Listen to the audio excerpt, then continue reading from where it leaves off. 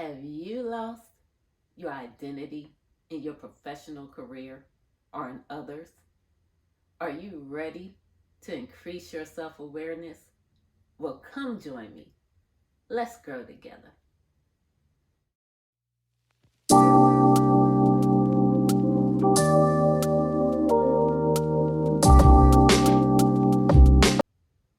Hi, I'm Yolanda, and I am the Go-To's coach. Well, in part one, I talked about the first 5 ways that you can increase your awareness. So in today's video, I'm going to talk about the next 5. And so just real quickly to recap, in the first video, I talked about these 5 things. Number 1, to notice your thoughts. Number 2, to acknowledge your feelings. Number 3, to understand how you deal with difficult situations. Number 4, examine your friendships. And number 5, examine your close relationships. So now we're going to move into number 6. All right. This one is so important, and this is one of those habits, daily habits that you can do that will really help you to discover who you are, and that is journaling. Keep a journal. Write down your thoughts, your feelings that you have every single day. I will tell you that you will learn a lot about yourself if you keep a journal. And so one of the good habits that I do daily that helps me to better understand myself is to journal at least 10 to 20 minutes a day. Now, I may break that up and journal in the morning, or I may do it at night. I do a lot of my daily healthy habits in the morning when I first wake up, or in the evening as part of my daily night routine. So with journaling, it doesn't matter, like throughout the day, like I talked about before, how a lot of times we just go right through the present moment. We don't even take account and enjoy our surroundings and the things that happen during the day. So if something, whether it's good or bad, something that evokes some type of emotion in you, if it happens throughout the day, journal it down. Even if you can't write it right then and there and you're scared that you're going to forget it, we all have our smartphones. You can pick up your phone, you can record whatever it is that happened in that moment. So then later on you can go ahead and write it down in your journal. Journaling is important. It allows you to get your thoughts and your feelings out on paper. And then it helps us when we do self-reflection, so we can write it down, so we can come back to it again, so that we can see how we did take the necessary steps to improve. So now we're moving to number 7. This one is so important too. It is to acknowledge your story. Your story is what makes you who you are. Do not minimize your story, no matter what it is. Everybody's story is different. Even if you had a really good life and you really didn't have that many struggles, you still have a story because you overcame a lot of things. You may be that person that be that example for someone else. And so I would just tell you, acknowledge everything about your story. And then take it a step farther, and this even goes with journaling, is to write down what is the next chapter of your story. Write your own manifesto of what you declare that you want to do in your life next. How do you see yourself? Where do you want to be 5, 10 years from now, even a year from now? You can write those things down, and then you can start to reverse engineer or start planning how you can make those goals. So again, journaling and also acknowledging your story and writing down what the next chapter of your story is, or writing your own manifesto, is something that's going to help you to gain more self-awareness. This brings us to number 8. mastering your strengths, identifying your strengths, and then also nurturing your strengths so that they can help you to overcome those areas where you need to improve in. You first have to identify what your strengths are. Do you really know what your strengths are? Your strengths are things that you can do just with easily without the help of anything else. Your strengths are things that people compliment you on all the time. For me, one of my strengths is execution. If you give me a task or if you challenge me to do something, I'm going to execute on that thing. Now, it may not be the way that I want it to be the first time, but that's okay. But I'm still going to execute on it. I'm still going to show up. I'm still going to make it happen. So I know that's a good strength for me. So what you need to do is figure out what are your strengths so that you can nurture those strengths, so that you can concentrate on your strengths more than those areas that you need improvement, because your strengths will actually kind of help you to overcome those areas where you're having difficulties in. So nurture and identify your strengths. So now we're going to come to number 9. And on this one, you may have to go out and talk to some people.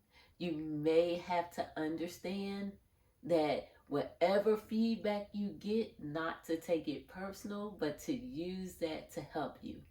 And that is with number 9 is to know how others think of you. And I'm not talking about just, random people. I'm talking about whether it's your coworkers or a family member. Just kind of get the idea of what people think of you. So I know for me, sometimes I can be controlling.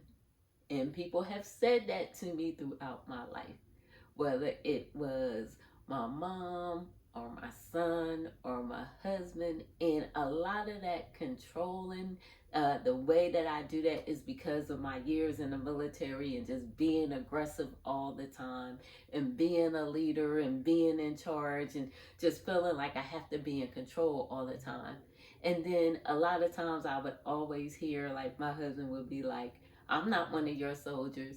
And so I really had to think about it. Do I really try to control my family members or to act like I'm in charge, or not give them the space to be themselves? And so, you really have to take a good look at yourself to see, are you really doing things that kind of push people away from you? Are you really approachable? You may think you're approachable, but yet others may see you as not being approachable. So these are things that you really have to do, and it's okay. You can go ask someone. Just ask your closest friends or a coworker, or maybe your boss. You should be doing one-on-ones and performance reviews and all that stuff at your job. So you should already have an idea of how people perceive you.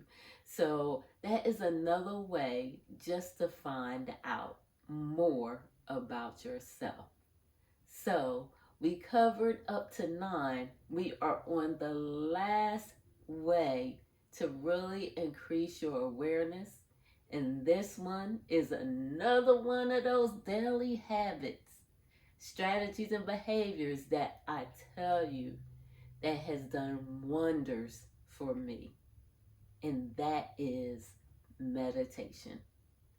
Now, a lot of people I talk to, they be like, meditation, I can't do it because my mind is always wandering. And I'm like, that's okay. When you meditate, that's going to happen. Or people get the wrong idea. They think that it's some spiritual thing and that you got to be chanting and doing all this crazy stuff. And I'm like, no, that is not what meditation is at all. Meditation helps you to quiet your mind down, to connect with your thoughts, with your emotions, with your feelings, to get clarity, to look deep within yourself. Also, with meditation, make it comfortable for you. You don't have to be a person who's all into yoga and sit in the yoga positions and postures. You don't have to do that. You can sit just like you are, right in a chair, with your feet planted on the floor, making sure that your spine is upright, your shoulders are down and back. You want to be in a nice position, in a nice posture.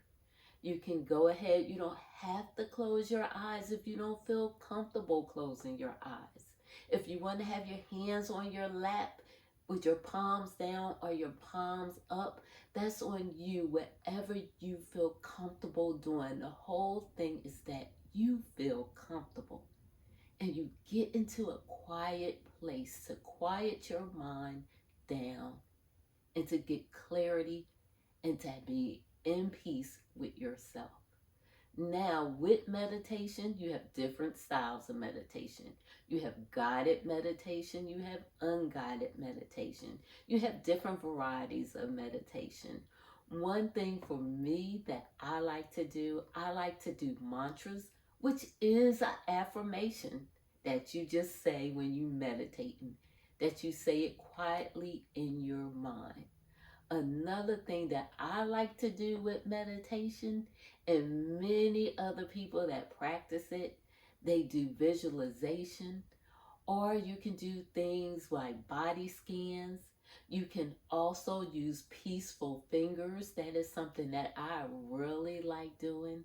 So what I'll do a lot of times is that I'll just get in my quiet place and I'll go ahead and I'll close my eyes.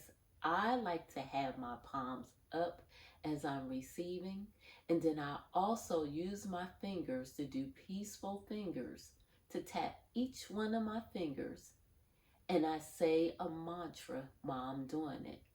So I may say, peace begins with me. And I'll say that over and over again in my mind. Your mind may wander, and that's okay. All you have to do is go back to that mantra. If you don't want to do peaceful fingers, you don't have to do that. If you want to have your palms down, you can do that. If you want to visualize it, you can do that. It's so many things that you can do when it comes to meditation. And there's so many free apps out there that you can use. I personally am a big Peloton person. I am, yes, in the Peloton community. And so I do a lot of the guided meditations with them. But again, find what works best for you. It's all about quieting your mind, listening to your thoughts, getting clarity with your thoughts, and finding peace within. So again, I'm going to recap all the way through all 10 ways that you can increase your self-awareness. So, number 1, notice your thoughts. Number 2, acknowledge your feelings. Number 3, understand how you deal with difficult situations. Number 4, examine your friendships. Number 5, examine your close and intimate relationships. Number 6, journal. Journaling is very important. Number 7, acknowledge your story. Do not minimize it. Also, write your own manifesto. Write your own chapter to how you want your story to be. Number 8, identify, nourish, and master your strengths to help you to overcome your areas that you need improvement in. Number 9, how do people perceive you? Do you know what characteristics, what qualities that people see in you. And number 10, for me personally, is the most important thing that has helped me to be more self aware, and that's meditation, which I practice 15 to 30 minutes a day. Now, I may not sit in one whole setting for 30 minutes, but I do break it up throughout the day. And it has done wonders for me to understand more about myself and to embrace my identity. Well, I hope you enjoyed this video and that it brought value to you so that you can develop ways to increase your self-awareness. So stay tuned and don't forget to subscribe so you can get more tips and strategies to help you to elevate to wellness so that you can live a more fulfilling and authentic life. Be blessed and know that you are loved. Peace.